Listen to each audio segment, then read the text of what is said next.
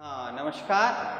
तो कल जो हमने पढ़ाया था उसमें अपना जो 8वां चैप्टर है डी ब्लॉक के तत्व एफ ब्लॉक के तत्व वो संपन्न हो गया। अब हम आपको दूसरा नया चैप्टर पढ़ाएंगे। इसका नाम है रासायनिक बलगति। ये चैप्टर 4 अंक का है। अंक कितने का है साहब? ये 4 अंक का है और 4 अंक में 2+2 इस तरह से इसमें या तो 2 परिभाषाएं आ जाती हैं या 2 अंक का न्यूमेरिकल जरूर आएगा। इस पार्ट से लगभग फिक्स होता है 2 अंक का न्यूमेरिकल आता है और 2 अंक में या तो 2 अंक का कोई आर्टिकल आ जाएगा या 2 परिभाषा आ जाएंगे या कोई 2 छोटी चीज इसमें पूछ ली जाती है, कोई ग्राफ वगैरह इस तरह से पूछ लिए जाते हैं। अब मैं आपको बता रहा हूं रासायनिक बलगति की। तो देखो भैया, परिभाषा लिख लो आप बड़े आराम से। रासायनिक विज्ञान की वह शाखा, रासायनिक विज्ञान की वह शाखा जिसके अंतर्गत अवक्रिया के वेग और अवक्रिया की क्रियाविधि का अध्ययन किया जाता है, रासायनिक बलगति की कहलाती है। क्या कहा साहब हमने? जिसमें रासायनिक अवक्रिया के वेग और अवक्रिया की क्रियाविधि का अध्ययन किया जाता है, इसे हम क्या कहते हैं? रासायनिक बलगति की कहते हैं। अब आप जानते हो बहुत सी क्रियाएं जो होती हैं बहुत तीव्र गति से होती हैं और बहुत अवक्रिया ऐसी होती हैं जो मंद गति से संपन्न होती हैं। अब तीव्र गति से कौन सी है? तुमने बटन दबाया और परमाणु विस्फोट करा दिया, तीव्र गति से हुई। अम्ल और क्षार मिला दो, पता भी नहीं चलेगा, इससे पहले आपकी अवक्रिया संपन्न हो जाएगी। और बहुत सी ऐसी अवक्रियाएं हैं जो कि बहुत मंद गति से होती हैं। आप जानते हैं लोहे में जंग लगना, लोहा पड़ो रहे, बरसात आती रहे, भीगतो रहे, हवा लगती रहे, फिर धीरे धीरे छोटे छोटे सेल बन जाए, लंबी प्रक्रिया है लोहे पे जंग लगना। पानी का निर्माण, अगर H2 और O2 को आप मिला दें और उत्प्रेरक तुम मत डालो, उत्प्रेरक मत डालिए, तो वो पानी की बूंद घने दिनाम बनेगी तुम्हारी, और प्लेटिनम उत्प्रेरक डाल दो जल्दी बन जाएगी। तो बहुत सी अवक्रियाएं कैसी होती हैं? जो मंद गति से चलती हैं। बहुत सी ऐसी अवक्रियाएं होती हैं जो तीव्र गति से चलती हैं। अब इसमें प्रारंभ करते हैं अपना रासायनिक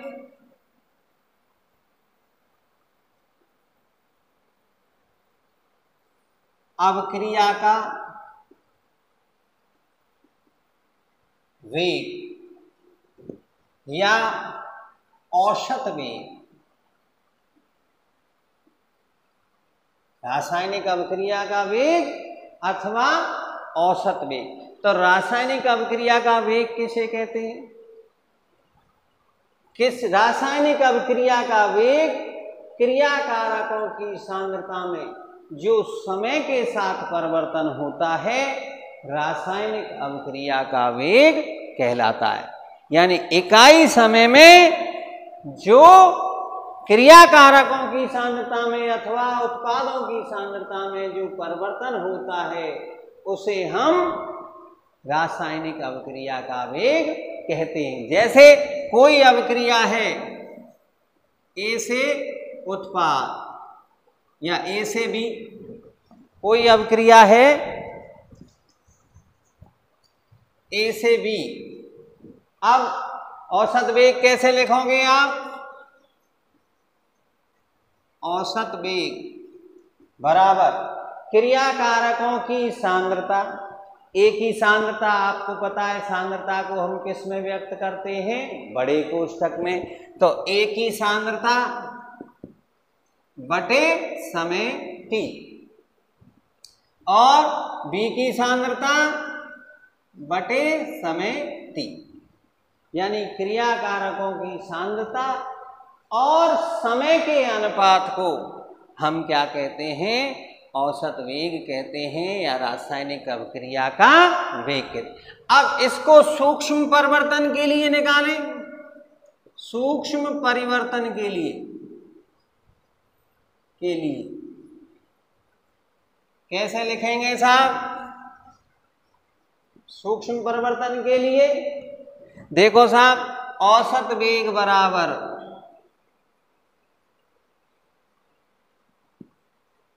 माइनस डेल्टा ए की सांद्रता बटे डेल्टा टी बराबर प्लस डेल्टा बी की सांद्रता बटे डेल्टा टी।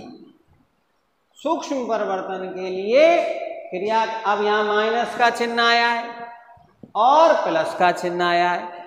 माइनस का चिन्ह क्या बताएगा कि क्रिया कारकों की सांद्रता में समय के साथ कमी आती है, और प्लस का चिन्ह क्या बताएगा, उत्पादों की सांद्रता में समय के साथ वृद्धि होती है। तो इसका आलेख कैसे खींचेंगे अपन? अगर हम सांद्रता और समय में आलेख खींचें, सांद्रता और समय में अगर आलेख खींचा जाए तो आपको अभी अभी बताया क्रिया कारकों की सांद्रता समय के साथ घटती जाती है। ये तो क्रिया कारक,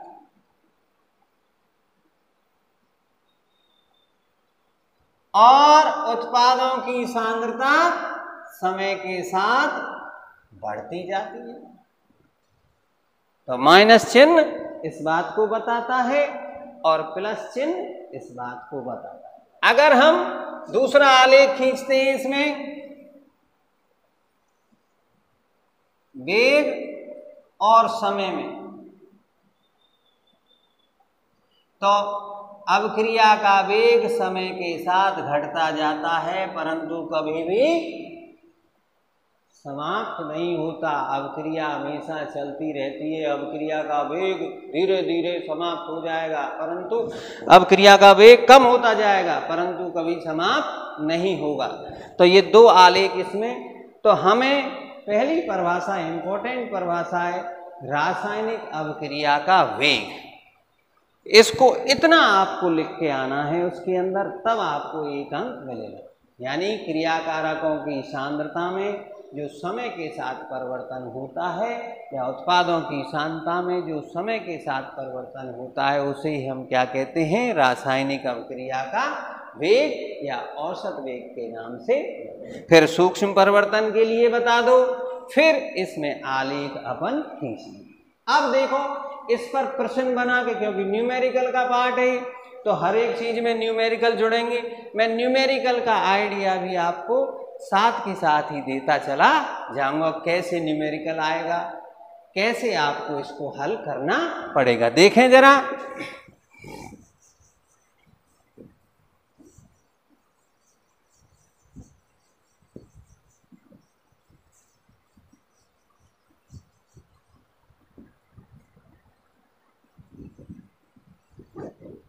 देखिए साहब, कोई अभिक्रिया दे रहा हूं, PCl5, तीर का निशान PCl3 प्लस Cl2। आपसे प्रश्न करेगा कि, ध्यान पर मार रहा हूं, आपको प्रश्न दिया जाएगा कि निम्न अभिक्रिया को औसत वेग के रूप में लिखो। आपको ये प्रश्न को देगा कि इसको औसत वेग के रूप में लिखिए। आप कैसे लिखोगे जरा देखें। तो औसत वेग बराबर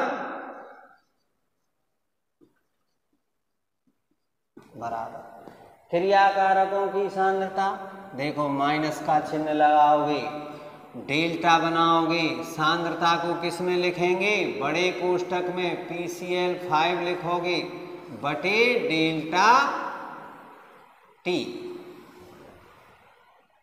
ठीक, अब दूसरा इधर लिखोगे, यहां तुमको ध्यान रखने वाली बात, और मैं कह रहा हूं जहां मैं चिन्हित आपको करूं कि यहां ध्यान रखना है, वरना गलती आप कर दोगे निश्चित 100%।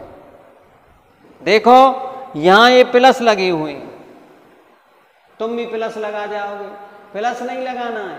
देखें जरा, प्लस डेल्टा सांद्रता PCl3 बटे डेल्टा T उत्पाद की सांद्रता, और फिर बराबर प्लस डेल्टा Cl2 की सांद्रता बटे डेल्टा T। इस तरह से ये औसत वेग के रूप में इस अभिक्रिया को हमने लिख दिया। दूसरा प्रश्न आपसे पूछे, निम्न अभिक्रिया को, क्वेश्चन नंबर 2, क्वेश्चन 1, निम्न अभिक्रिया को औसत वेग के रूप में लिखिए। जैसे अभिक्रिया दे दे वो H2 प्लस I2 तीर का निशान ट्वाइस HI।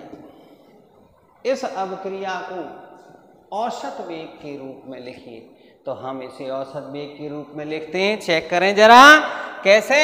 औसत वेग बराबर, बोलो मेरे संग, माइनस डेल्टा लगाएंगे, हैं कौन है, H2 की सांद्रता बटे डेल्टा T, फिर क्रिया कारक है इसलिए माइनस लगेगा, माइनस डेल्टा I2 की सांद्रता बटे डेल्टा T, और फिर प्लस 1/2। देखो यहाँ 2 अणु, हमें 1 बराबर करना है, तो 2 का भाग दे दे तो 1 अणु के बराबर आ जाएगा, इसलिए क्या लगाया, 1/2। क्या, डेल्टा HI की सांद्रता बटे डेल्टा T। इस तरह से हम इसको औसत वेग के रूप में लिखेंगे। अब तुमसे प्रश्न करेगा वो कैसे, तुमको इनमें HI की सांद्रता दे दे, न्यूमेरिकल सुन ले अभी आपको कैसे आएगा। इस प्रश्न को दे देगा, इसमें तुमको HI की सांद्रता दे देगा, और फिर तुमसे कहेगा या तो H2 की सांद्रता निकालो या फिर I2 की सांद्रता निकालो। आप क्या करोगे, गणितीय सिस्टम लगा दो, इन दोनों को साथ रखो, माइनस डेल्टा H2 की सांद्रता बटे डेल्टा T। चूंकि सब बराबर हैं इसलिए आपस में बराबर होंगे, आपस में संबंध निकलवा लेगा, 1/2 HI की सांद्रता बटे डेल्टा T।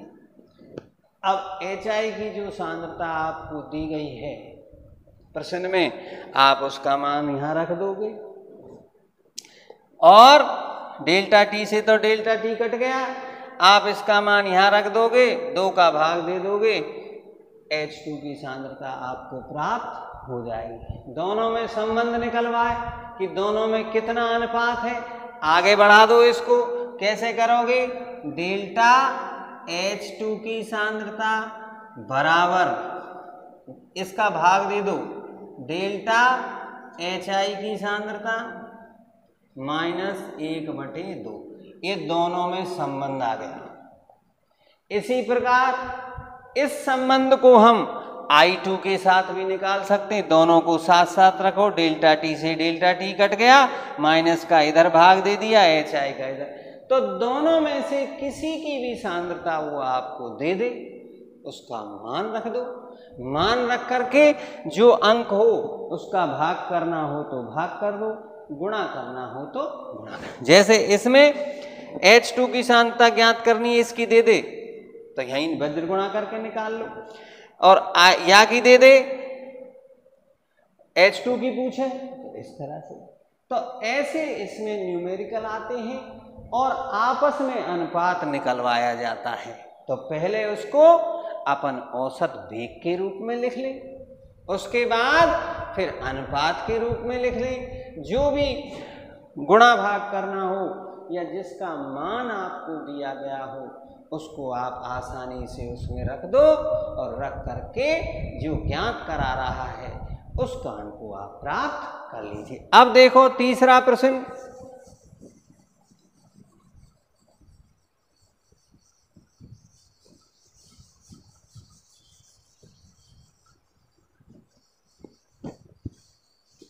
तीसरा प्रश्न क्या है साहब, क्वेश्चन नंबर 3। ये जो पेपर में आते रहते हैं उन्हीं को मैं आपको ज्यादातर लिख रहा हूं, जैसे N2 प्लस थ्राइस H2, तीर का निशान ट्वाइस NH3। इस तरह से आपसे के इस अवक्रिया को औसत वेग के रूप में लिखिए। तो आप लोग सुन रहे हो, पेन कॉपी हाथ में है। अब तीसरा अभ्यास के रूप में आप लिखिए मुझसे पहले, मैं इतने लिख रहा हूं, आप पहले लिख दो, क्योंकि हमने पिछले वीडियो में आपसे कहा था पेन कॉपी और किताब लेकर के जरूर बैठे। तो चेक करें जरा, बोलेंगे मेरे साथ, औसत वेग बराबर माइनस डेल्टा N2 की सांद्रता, बोलो, बटे डेल्टा T बराबर माइनस 1/3, क्योंकि 3 है, ये एक एक बराबर करना है, 3 का भाग दे दो तो क्या हो जाएगा, डेल्टा H2 की सांद्रता बटे डेल्टा T बराबर प्लस 1/2 डेल्टा NH3 की सांद्रता बटे डेल्टा T। अब इसमें फिर वही बात आपसे कैसा, H2 की सांद्रता और NH3 की सांद्रता में अनुपात बताओ। प्रश्न पूछे, आपसे प्रश्न पूछेगा कि नहीं पूछेगा कि H2 की सांद्रता और NH3 की सांद्रता में अनुपात बताओ। दूसरी बात आपसे पूछ लेगा का, एक की सांद्रता आपको दे देगा लिखित में कि NH3 की सांद्रता में परिवर्तन इतना है, हाइड्रोजन की सांद्रता में परिवर्तन बताओ कितना होगा। आप क्या उसका मान रख दो वहां जो परिवर्तन दिया है डेल्टा के स्थान पर, और आप गुणा भाग कर दो। जैसे इन दोनों को ले रहा हूं मैं, तो देखो डेल्टा T से तो डेल्टा T कट गयो, डेल्टा H2 की सांद्रता बटे, गणित के विद्यार्थी आसानी से समझ सकते हैं, बायोलॉजी वाले भी बढ़िया समझ सकते हैं, 10वीं उनने भी पास करिए, बराबर माइनस वज्र गुणा कर दो 3/2। तो हाइड्रोजन की सांद्रता में परिवर्तन और अमोनिया की सांद्रता में परिवर्तन का जो अनुपात आया है वो अनुपात कितना है, -3/2 के बराबर आया है। ऐसा प्रश्न हो गया। अब आप इसका मान दे दे तो इसका निकाल लो मान रख करके, इसका दे दे तो इसका, इन दोनों में पूछे, अथवा तो तीनों ही तो बराबर दिए गए हैं, तो कोई से भी दो आपस में बराबर कर लो, आपको छूट है, ऐसा तो गणित का नियम है। देखें जरा, माइनस डेल्टा N2 की सांद्रता बटे डेल्टा T बराबर 1/2 डेल्टा NH3 बटे डेल्टा T। कर दो साहब वज्र गुणा, डेल्टा T तो कट गए। अब ये आया डेल्टा N2 की सांद्रता बटे डेल्टा NH3 की सांद्रता बराबर -1/2। इनमें संबंध ये हो। तो 3 उदाहरण मैंने अवक्रियाओं के दिए जिनको औसत वेग के रूप में लिखना। एक आध अभ्यास आपकी किताब में और हो, आप लिख के देख लो, ना हो इन्हें ही दोबारा लिख ले, हो गए अभ्यास। उदाहरण 3 है तुम्हारे पास। अब एक सामान्य अवक्रिया के लिए मैं लिख रहा हूं।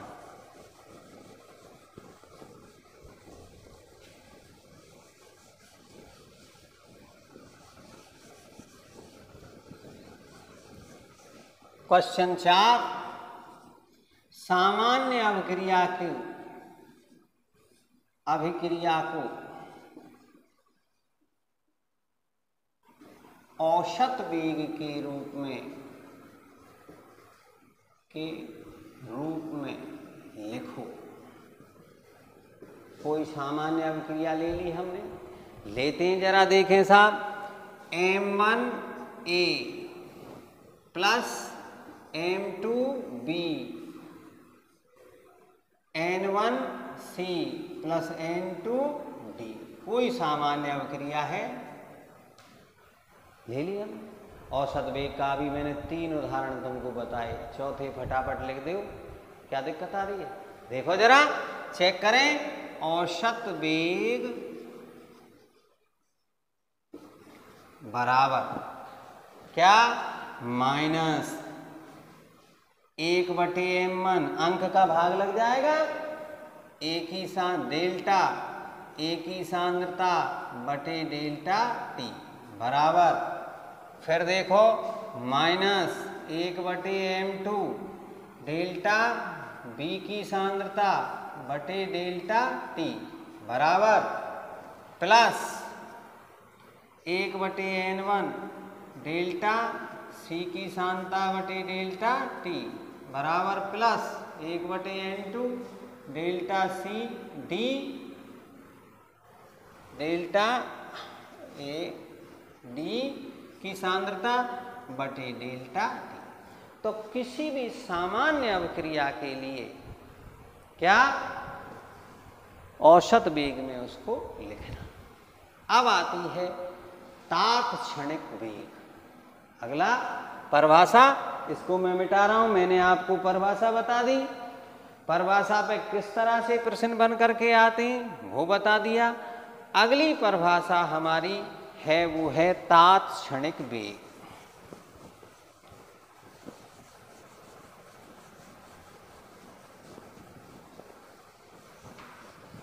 तात्क्षणिक वेग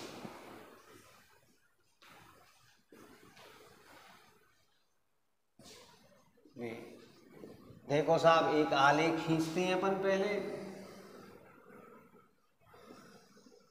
सांद्रता और समय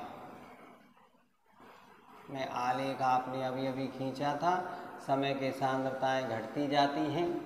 अब वो कह रहा है तात्क्षणिक, एक निश्चित क्षण पर तुरंत, कैसे? ई रहो, अपन कहे ना तात्क्षणिक, तुरंत ई बैठो, उस समय लिया गया, किसी निश्चित क्षण पर लिया गया वेग, उस अभिक्रिया का तात्क्षणिक वेग कहलाता है। कैसे?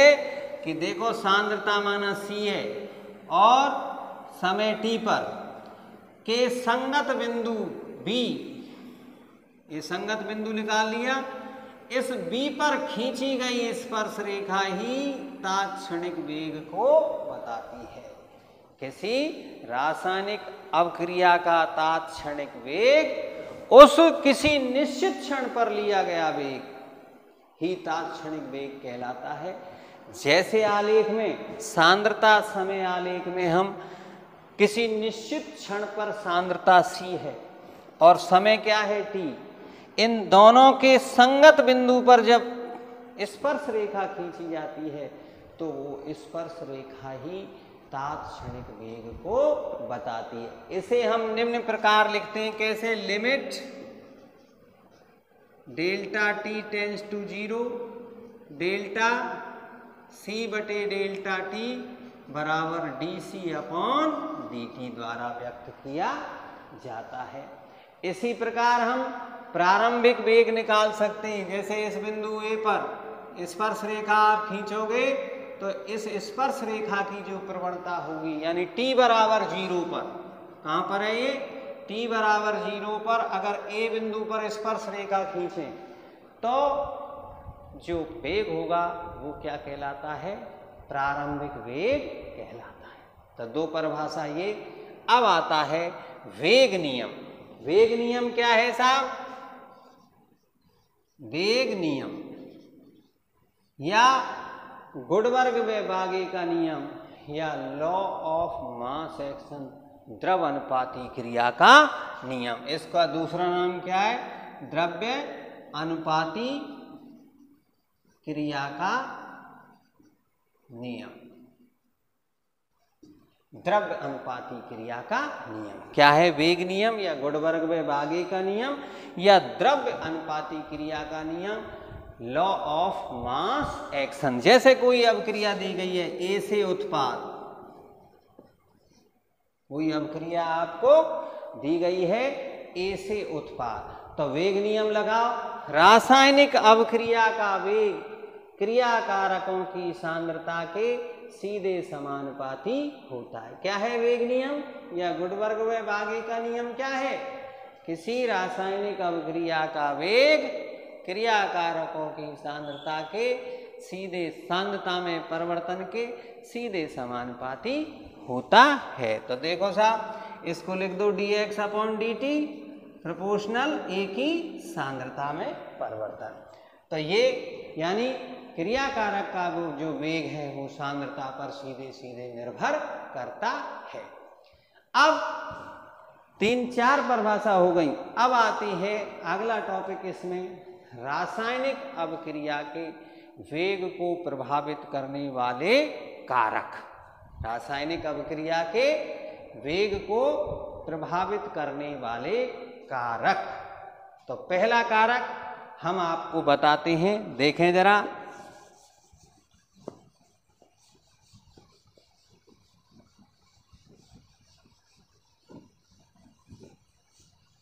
रासायनिक अभिक्रिया के